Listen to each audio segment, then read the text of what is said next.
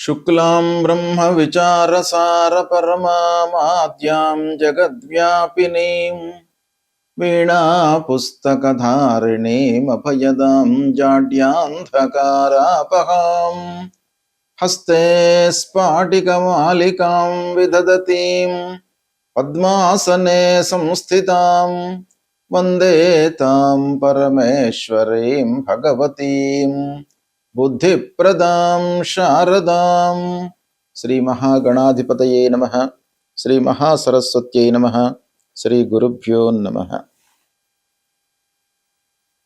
నవగ్రహాల లోపల ముఖ్యమైనటువంటి గ్రహము గురుగ్రహము. గురువు అనుకూలంగా ఉన్నప్పుడు జన్మ జాతక చక్రంలోనే కానివ్వండి, గోచార రీత్యా కానివ్వండి, గురు మంచి స్థానాలలో సంచరిస్తున్నప్పుడు అద్భుతమైనటువంటి ఫలితాలు ఆ జాతకుడికి సంతరించుకునేటువంటి అవకాశాలు ఉంటాయి. కనుక గురువు యొక్క ప్రభావము చాలా ఉంటుంది. ఆ గురువు ముఖ్యంగా సంపూర్ణ శుభగ్రహము, అంటే స్వయంగా శుభగ్రహమైనటువంటి ఆ గురువు యొక్క దృష్టి కానివ్వండి, కారకత్వం కానివ్వండి, గోచార రీత్యా ఉంటున్నటువంటి స్థానము రీత్యా కానివ్వండి, మనకు ఫలితాలు అనేటువంటివి ఆ జాతకుడికి చాలా ఎఫెక్టివ్గా ఉండేటువంటి అవకాశాలు ఉంటాయి. కనుక గురువు ఏ స్థానాలలో సంచరిస్తున్నాడు,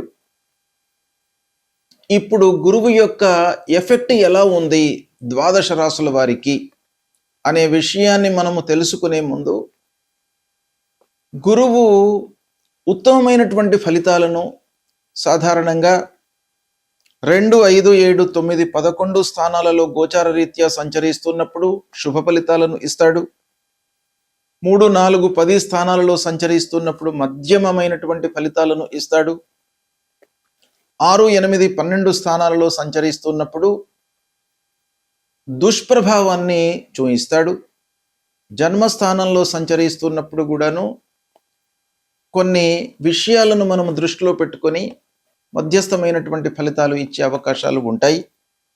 అంతేకాకుండా గురువు యొక్క ఫలితాన్ని మనము క్రోడీకరించి చూడాలి. ఎలానంటే, గురువు సంపూర్ణ శుభగ్రహము, గురువు యొక్క కారకత్వాలు, అంటే గురువు సాధారణంగా మనకు ఏ ఏ విషయాలపై ప్రభావాన్ని చూపిస్తాడు అనే విషయాన్ని మనం చూసినట్టయితే, ధనము, జ్ఞానము, విద్య, సంతానము, ధర్మకార్యాలు, అదృష్టము, చదువు, తర్వాత స్త్రీలకు వివాహము, సంతానము, ఇలాంటి ఎన్నెన్నో విషయాలపై గురువు యొక్క ప్రభావం ఉంటుంది. ఇవన్నీ కూడాను గురువు యొక్క కారకత్వాలు. అంతేకాకుండా కారకత్వంతో పాటుగా గురువు సంచరిస్తున్నటువంటి స్థానం కూడాను ప్రబలంగా మనం లెక్కలోకి తీసుకోవాల్సి వస్తుంది ఫలితాలు చెప్పే సమక్షం లోపల. ఆ స్థాన బలం కూడాను ఉండాలి. అంటే కారకత్వము, స్థాన బలము కలిసినట్టయితే శుభప్రదమైనటువంటి ఫలితాలను ఆ గురువు ఇస్తాడు. అయితే విరుద్ధ స్థానాలలో సంచరిస్తున్నప్పుడు, అంటే అశుభ స్థానాలలో సంచరిస్తున్నప్పుడు గురువు నైసర్గికంగా స్వభావరీత్యా శుభగ్రహం గనుక మిశ్రమ ఫలితాలను ఇచ్చేటువంటి అవకాశాలు ఉంటాయి. కాబట్టి గురువు సాధారణంగా ఏ స్థానంలో ఉన్నప్పటికీ ఎంతో కొంత మనకు మేలు చేసేటువంటి అవకాశాలే ఉంటాయి అనేటువంటిది మనకు శాస్త్ర వచనం గనుక గురువు యొక్క ప్రాధాన్యత చాలా ఉంది. అయితే ప్రస్తుతము గురువు మిథున రాశిలో సంచరిస్తున్నాడు. మిథున రాశి అంటే బుధుని క్షేత్రంలో సంచరిస్తున్నాడు.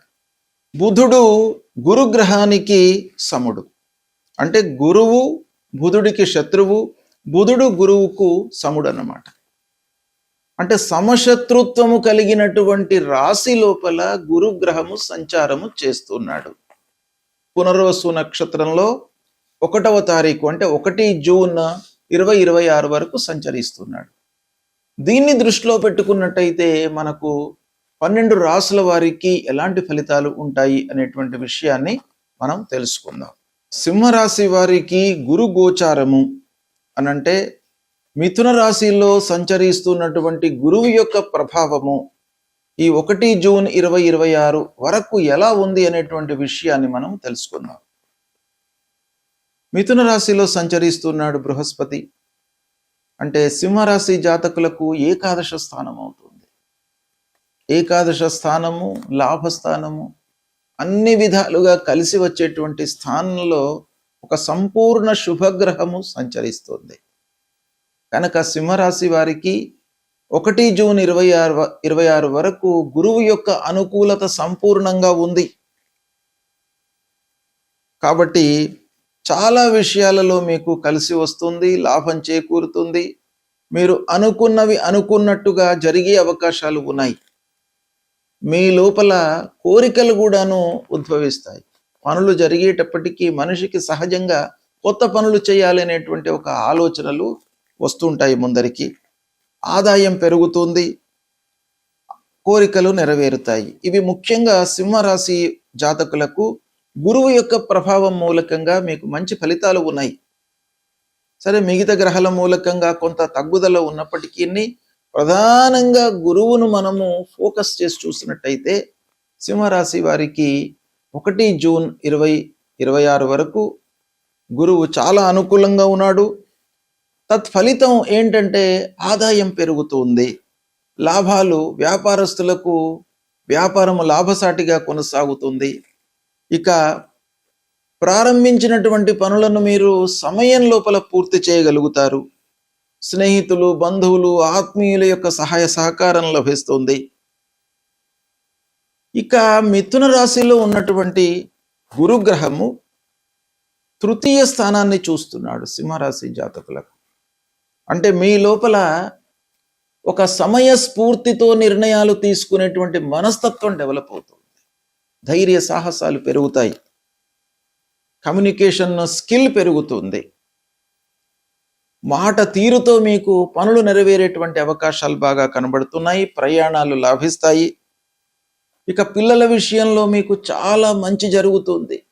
వాళ్ళ యొక్క చదువు, సెటిల్మెంటు, వివాహాది శుభకార్యాల విషయంలో తలపెట్టినటువంటి ప్రయత్నాలన్నీ కూడాను మీకు కలిసి వస్తాయి. పిల్లలు ఒక మంచి స్థాయిలో నిలిచేటువంటి అవకాశాలు ఉన్నాయి. అంటే సంతానం మూలకంగా మీకు ఆనందదాయకమైనటువంటి సమయము. పిల్లలు విద్య లోపల కూడాను, అంటే చదువు లోపల ఒక మంచి స్థితికి వచ్చేటువంటి అవకాశాలు బాగా ఉన్నాయి. మంచి ర్యాంకుతో ఉత్తీర్ణులు అవుతారు, మంచి సంస్థలో చేరే అవకాశాలు ఉన్నాయి. ప్రేమ భావన పెరుగుతుంది కుటుంబం లోపల. భార్య, పిల్లలు, కుటుంబ పెద్దలు అందరితో కూడాను మీరు సఖ్యతతో ఉంటారు. వివాహ ప్రయత్నాలు కలిసి వస్తాయి. ఇక వ్యాపారస్తులకు, పార్ట్నర్స్తో చేస్తున్నటువంటి వారికి ముఖ్యంగా ఈ సమయము చాలా అనుకూలమైనటువంటి సమయము. వ్యాపారము మీరు పెంచుతారు, అంటే విస్తీర్ణం వైపున ఆలోచన చేస్తారు. ఇకపోతే అన్ని విషయాలలో మీకు కలిసి వస్తుంది. పూర్వం పెట్టినటువంటి పెట్టుబడుల మూలకంగా మీకు లాభం కనబడుతుంది. సమాజంలో గౌరవ మర్యాదలు లభిస్తాయి. సామాజిక పరంగా మీకు ఒక మంచి స్థానం కలుగుతుంది. మీకు ఉన్నటువంటి సహజమైనటువంటి స్నేహితులు, బంధువులు, వాళ్ళందరి మూలకంగా కూడాను లాభం చేకూరుతుంది. అనుకూలమైనటువంటి వాతావరణము ఓవరాల్గా ఉంది. విజయం కలుగుతుంది, ఉత్సాహంతో ఉంటారు. అభివృద్ధి లోపల మీరు ప్రయాణం చేస్తారు. అదృష్టం కూడాను మీకు కలిసి వస్తుంది. ఇది ఓవరాల్గా గురువుకు సంబంధించినటువంటి ఫలితాలు. ఈ 1 జూన్ 2026 వరకు మీకు చాలా శుభప్రదంగా ఉన్నాయి. అయితే మిగతా గ్రహాల యొక్క స్థితిని కూడాను మనము తీసుకున్నట్టయితే కొంత మీరు ఎఫర్ట్స్ పెట్టాలి. అయితే ఈ గురుగ్రహం మూలకంగా మీకు ఫలితాలు అందాలి, ఫలాలు మీరు సంపూర్ణంగా అనుభవించాలి అనంటే మీ వైపు నుంచి మీరు ఎఫర్ట్స్ బాగా పెట్టాలి. అప్పుడు మీకు 95% శుభ ఫలితాలు కలిగేటువంటి అవకాశం ఉంటుంది. సద్వినియోగపరచుకోండి. గురువు ప్రతికూల, అనుకూల, మధ్యస్థ స్థానాలలో సంచరిస్తున్నప్పుడు మనము తప్పకుండా పరిహారాలను చేసుకోవాలి. సాంప్రదాయ జ్యోతిష్యం ప్రకారంగా ఆధునికంగా మనము చూస్తున్నటువంటి అన్ని విషయాలను మనము దృష్టిలో పెట్టుకున్నట్టయితే శుభస్థానాలలో సంచరించడము, శుభ దృష్టి ఉండడము, గోచార రీత్యా అనుకూలమైనటువంటి స్థానాలలో సంచరించడము, కారకత్వాలు వీటన్నిటిని కూడాను మనం దృష్టిలో పెట్టుకున్నట్టయితే శుభ అశుభ స్థానాలు, పరిహారాలు వీటిని మనము నిర్ణయించుకొని గురువుకు సంబంధించినటువంటి విషయాలలో మనం పరిహారం చేసుకోవాలి. ముఖ్యంగా ఏంటంటే ద్వితీయ, పంచమ, సప్తమ, నవమ, ఏకాదశ స్థానాలలో మంచి ఫలితాలను ఇస్తాడు గురువు. అంటే గోచార రీత్యా ఈ స్థానాలలో సంచరిస్తున్నప్పుడు శుభ ఫలితాలను ఇస్తాడు. శుభ ఫలితాలను ఇస్తున్నప్పుడు ఆ గురువును మనం పూజించడం మూలకంగా ఏకాగ్రత కలిగేటువంటి అవకాశాలు ఉంటాయి. అంటే గురువుల యొక్క ఇంకా అనుగ్రహం పెరగడానికై మనం చేయాలి. ఇక 3, 4, 10 స్థానాలలో సంచరిస్తున్నప్పుడు మధ్యమైనటువంటి ఫలితాలను ఇస్తాడు. ఈ మధ్యమైనటువంటి ఫలితాలను ఇస్తున్నప్పుడు గురువుకు సంబంధించినటువంటి స్తోత్రాలు, పారాయణాలు చేసుకోవాలి. ఇక ముఖ్యంగా అరిష్ట స్థానాలు, దుస్థానాలలో సంచరిస్తున్నప్పుడు మట్టుకు మనము తప్పకుండా పరిహారాలను చేసుకోవాలి. అవి ఏ స్థానాలు అని అనంటే షష్టమ స్థానము, అష్టమ స్థానము, ద్వాదశ స్థానము, జన్మస్థానము. ఈ 4 స్థానాల లోపల కూడాను మొదటి 3 స్థానాలు ముఖ్యంగా 6, 8, 12 ఈ స్థానాలలో సంచరిస్తున్నప్పుడు గురువు ప్రతికూలతనే ఎక్కువగా ఇచ్చేటువంటి అవకాశాలు ఉంటాయి. అయితే స్థానము ప్రతికూలమైనప్పుడు గురువు సహజంగా శుభగ్రహం గనక సహజ శుభగ్రహము ఏ స్థానంలో ఉన్నప్పటికీ మనకు 40% వరకు మంచి ఫలితాలను ఇచ్చే అవకాశాలు ఉంటాయి. ఇక స్థాన ప్రభావం మూలకంగా ±40% ఫలితాలను ఇచ్చేటువంటి అవకాశాలు ఉంటాయి. ఇక దృష్టి మూలకంగా మనకు ±20% ఫలితాలను ఇచ్చే అవకాశాలు ఉంటాయి. ఈ విధంగా దీన్ని క్లాసిఫై చేసినట్టయితే దుస్థానాలలో ఉన్నప్పుడు మట్టుకు తప్పకుండా పరిహారం చేసుకోవాలి. ఏం చేయాలి అని అంటే ప్రథమంగా సద్గురువులను సందర్శించుకోవడము. గురువు త్రిమూర్తి స్వరూపుడు కాబట్టి ఆ గురువులను సందర్శించుకోవడము, వాళ్ళను సేవించుకోవడము, వాళ్ళు చెప్పినటువంటి ఏదైనా కూడాను ఒక అనుగ్రహ భాషణను మనం వినడము, గురువుకు సంబంధించినటువంటి మూలమంత్రాన్ని జపించడము, దేవానాంచ ఋషీణాంచ గురుంకాంచన సన్నిభం వందనీయం త్రిలోకానాం తం నమామి బృహస్పతి అనేటువంటి మూలమంత్రాన్ని చదువుకోవడము, తల్లిదండ్రులను సేవించడము అన్నిటికంటే కూడాను మనకు ఉత్తమమైనటువంటి పరిహారంగా శాస్త్రంలో చెప్పబడి ఉంది. తల్లిదండ్రులు ప్రథమ గురువులు, తల్లిదండ్రులు ప్రథమ దేవుళ్ళు, అన్ని విద్యా బుద్ధులు అన్నీ కూడాను మనకు ఇచ్చి మన జీవితాన్ని నిలబెట్టినటువంటి వాళ్ళు తల్లిదండ్రులు. కాబట్టి తల్లిదండ్రులకు మీరు సపర్యలు చేయడము, వాళ్ళ గురించి తెలుసుకోవడము చేసినట్టయితే తప్పకుండా మీకు ఆ గురువు యొక్క అనుగ్రహం లభిస్తుంది. కనుక ప్రతి వాళ్ళు కూడాను 6వ స్థానము, 8వ స్థానము, ద్వాదశ స్థానము అంటే 6, 8, 12, 1 ఈ స్థానాలలో సంచరిస్తున్నప్పుడు మీరు తల్లిదండ్రులను సేవించండి. వాళ్ళ యొక్క అనుగ్రహం మీకు లభిస్తుంది.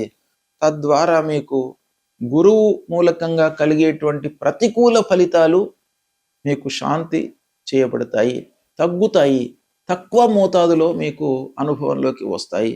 వాళ్ళ యొక్క అనుగ్రహం లభిస్తుంది. ఇది మీరు పాటించండి, శుభ ఫలితాలను పొందుతారు. శుభం.